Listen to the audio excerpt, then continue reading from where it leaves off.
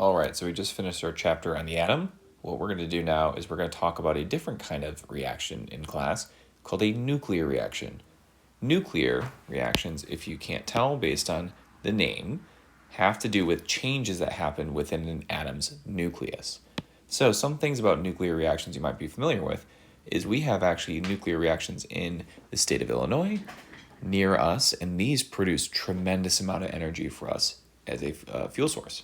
And so when you look at a nuclear reaction, you'll find that nuclear reactions actually yield 3 million times as much energy as one of the chemical reactions we do in our class. So if you think back to when we burned a corn chip, a nuclear reaction on average will burn much more energy than a simple combustion reaction yet we saw. So when we think about the difference between nuclear and chemical reactions, in a chemical reaction we've studied so far that these are interactions between the electrons of those different atoms involved in a chemical reaction, and these reactions are accompanied by the release or absorption of some amounts of energy.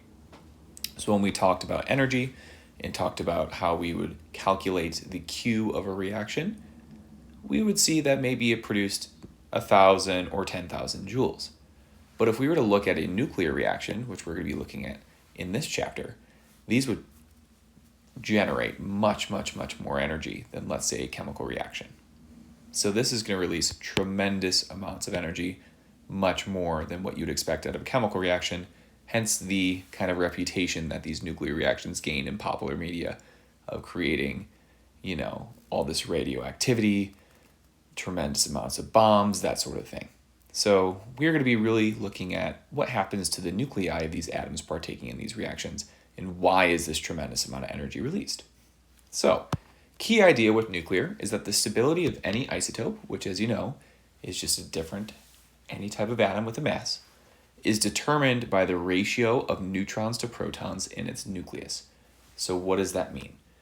Well, for nuclei that are smaller and stable, typically what we'll see is a neutron to proton ratio of about 1:1. In other words, these elements have, for every one neutron, have a proton. So when I go look at this little picture here, this is a picture of what we call the band of stability. And each of these dots here that you're kind of seeing within these different layouts are representing a different isotope of an element. So when I look at, for instance, an element that has 10 protons and 10 neutrons, that puts me somewhere, if I'm going to use a brighter color here, somewhere within this range, within that yellow band. So if I were to look on the periodic table of who is an element that has 10 protons and 10 neutrons, that would correspond to an element like neon, specifically neon-20, with 20 being that mass number. So for every one proton neon has, it has a corresponding neutron. This is a very stable element, and it's known as a noble gas. That's not very reactive whatsoever. So because it falls within this band of stability, any of these different isotopes here end up being stable. Now, what happens when that rule of stability is kind of broken and the ratio is not 1:1? As atomic numbers increase, the number of neutrons in the nucleus begins to exceed the number of protons. So that ratio of 1:1 starts getting a little bit thrown off, and all these funky sorts of chemical reactions start to occur. So when we have a neutron to proton ratio greater than 1.5, which is what we start to see after element 2 with a mass of 209 named bismuth, the largest stable isotope, that is kind of the last stable element that we're going to have, and our nuclei is just getting much too big for it to be a stable isotope anymore. So to give you an example, right, if I were to place an element, and I can just place a random element on this graph here to show this purpose. If I had an element with 40 protons and 70 neutrons, that would throw me off this band of stability. Now that element, if I look up its atomic number, like we learned last chapter, would be the element zirconium, which is a metal. So if I had zirconium, zirconium's average mass is 91.224. So typically you would probably think that zirconium with a mass number of 90 is the most common.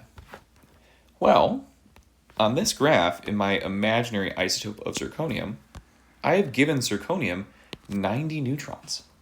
So that would make zirconium, if I take my 40 protons down here and add them to my 70 protons, that would give my mass number of zirconium about 110 if I add the protons and neutrons together.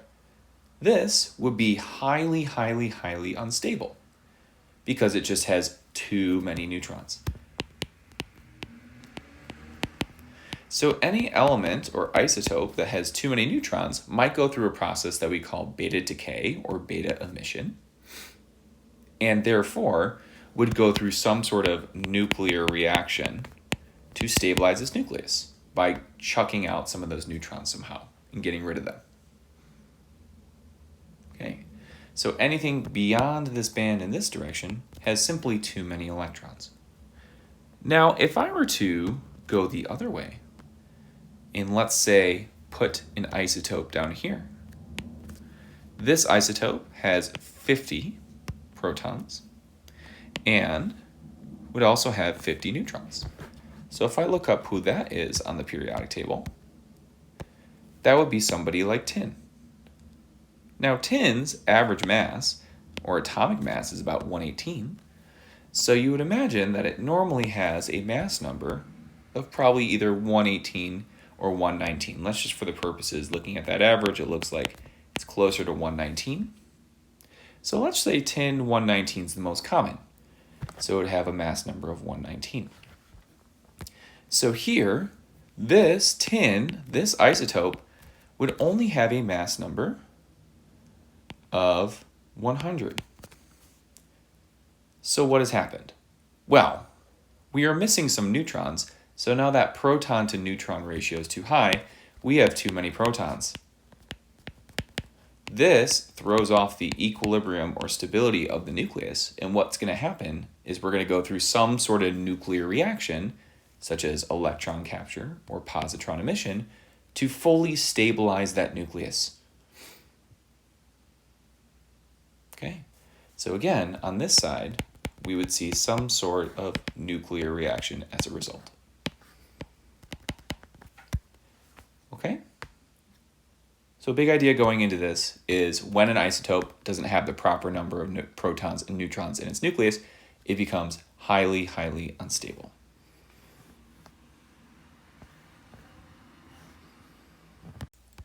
So what about the isotopes that fall in this top right-hand corner here where it says alpha emission?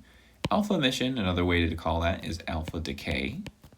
So anytime you see the word emission, decay, similar meaning there. But what happens if we have an isotope that kind of falls outside this range? So again, anything within this yellow is what we consider within the band of stability. So it would be a stable isotope. But if I kind of start drawing a line kind of from here, which we kind of think is around the number 83, you'll notice that we reach the last sort of stable isotope that exists on this band of stability. Well, who is atomic number 83? Atomic number 83 corresponds to bismuth. So anything bigger than bismuth simply has too large of a nucleus, too many protons, too many neutrons in the nucleus for this to be stable anymore. So polonium, astatine, radon, which you might have heard of from testing in homes that gets done for this element, are all unstable and considered to be radioactive. So once we get to the point of where we're just such a large nucleus, past the atomic number of 83, we are inevitably going to go through some sort of decay. And it's going to be this alpha emission or alpha decay process, which we'll talk about of how it works and how it reduces the size of these nuclei. So going forward within this unit, you're going to have to be familiar with a few of these particles that are commonly involved in nuclear reactions. Where we're going with the class is having you identify and fill in the blanks for these nuclear reactions and classifying them. So you do have to have some sort of understanding of what the different particles are that are involved. So we just talked about alpha decay, An alpha particle is what is involved in an alpha decay process. It's given off by that process. It can be represented either in isotope notation as a helium atom with a mass number. As a reminder, that top right-hand corner is your mass number. And 4, and an atomic number of 2, which is located in the bottom left-hand corner of isotope notation. This can also be written with the Greek sign for alpha, which kind of looks like this sideways kind of C with a curl. Again, has a mass of 4 and 2 protons with an atomic number of 2. That's why we can represent this with a helium atom, as helium has an atomic number of 2. The other thing you need to know is what does an electron look like in these reactions? It can either be written with an E or a B, so we also call these electron beta particles. So these electrons are called beta particles if they come from the nucleus, so we can write them with the Greek sign of beta. In place of an atomic number down here, we put a -1 because an electron has a -1 charge. And then it has a mass of 0, as electrons are super, super small, as we learned last unit. So we put a 0 in the top left-hand corner for mass number. Again, these two things mean the same thing. You just have to be able to recognize that this is an electron, which is otherwise known as a beta particle if it came from the nucleus of the atom. This is what a neutron looks like. A neutron has a mass of 1, and it doesn't carry an atomic number because it's a neutron. So this is the only one that you'll see with a 0 on the bottom for its atomic number position. A positron is one of the weirder ones. This is the antimatter of an electron, meaning it is the opposite of what you would expect to behave as matter. Electrons, as we know, are normally negative, but a positron has a positive instead of a negative charge. So this is called antimatter. This is the stuff you find in all those funky particle accelerators. You think about dark matter and all those things that don't behave as normal matter do. That's known as a positron. So positrons are just opposite electrons, positive electrons. They can be written with the symbol of E or the Greek symbol of beta once again. But again, this is known as a positron. Look for that positive charge. And then the last thing we have to know is a proton. So a proton can be represented with a P. A proton has an atomic number of 1 because it has 1 proton in it, and it would have a mass of 1 because each proton has an atomic mass of 1 AMU. We can also represent this with a hydrogen atom or hydrogen symbol because hydrogen's atomic number is also 1. So being able to identify these particles will be very helpful going forward.